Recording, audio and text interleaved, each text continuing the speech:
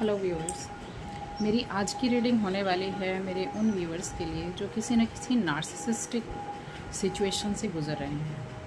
ठीक है, तो हमारा आज का जो कार्ड निकल कर आया है, जहाँ मेरा क्वेश्चन था कि जो लोग नार्सिसिस्टिक सिचुएशंस में हैं तो उनका नेक्स्ट स्टेप क्या होना चाहिए। तो आज के लिए आपका कार्ड आया है ये पेज ऑफ कप्स आया ज़रूर है, लेकिन ये फ्लिप्ड पोजीशन में।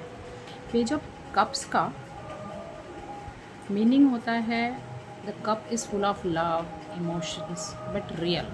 और इसका फ्लिप्ड होने का क्या मीनिंग है, इसको कहते हैं फ्लिप्ड। ठीक है, इसका फ्लिप्ड होने का मीनिंग ये है, यहाँ पर आपको बस शो किया जा रहा है you are loved, you are cared, you are respect, लेकिन ऐसा एक्चुअल में नहीं है।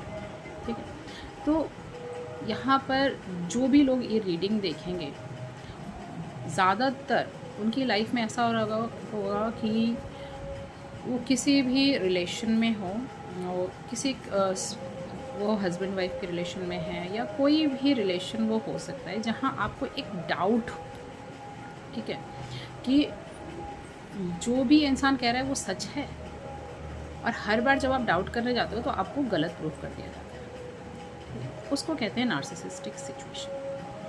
मैं थोड़ा सा और भी नार्सिसिस्टिक सिचुएशन को और थोड़ा सा मैं एक्सप्लेन करूँगी उनके लिए जिनको नहीं पता कि नार्सिसिस्टिक सिचुएशन एक्चुअली होती क्या है।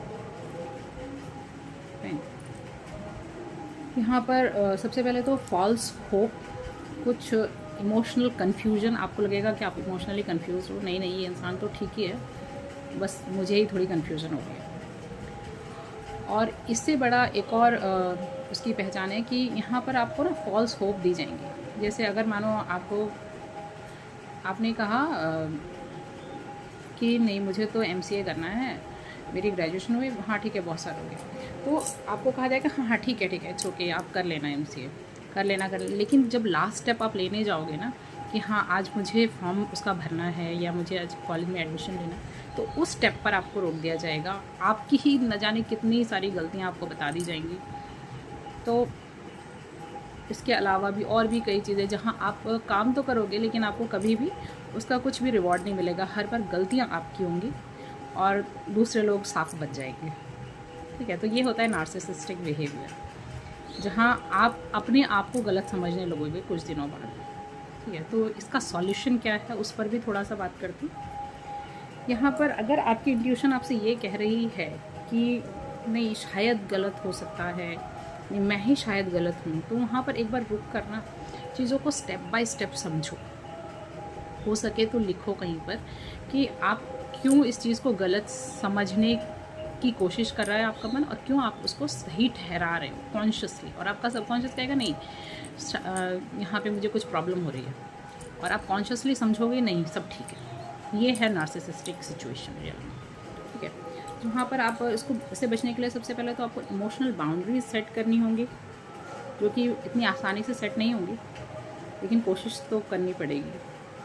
अपनी इंट्यूशंस को सबसे पहले ध्यान से सुनो, और सबसे पहले सेल्फ लव पर फोकस करो। सेल्फ लव मतलब होता है कि अपने लिए कुछ करना। इसका मतलब ये नहीं है कि आप कुछ गलत कर रहे होंगे। और हाँ, एक और चीज़, जब आप नार्सिसिस्टिक किसी सिचुएशन में होते हो, ऐसा लगता है जैसे उनके लिए कुछ करना, ऐसा लग रहा है जैसे भगवान को भोग चढ़ाना, और अपने लिए कुछ करना तो मतलब कि ये बहुत बड़ा पाप कर रहे हैं आप, कि अपने लिए तो कुछ करना ही नहीं चाहिए, सब कुछ जो भी करना चाहिए उन्हीं के लिए करना चाहिए। तो ये बहुत बड़ी चीज़ है नार्सिसिस्टिक बिहेवियर की।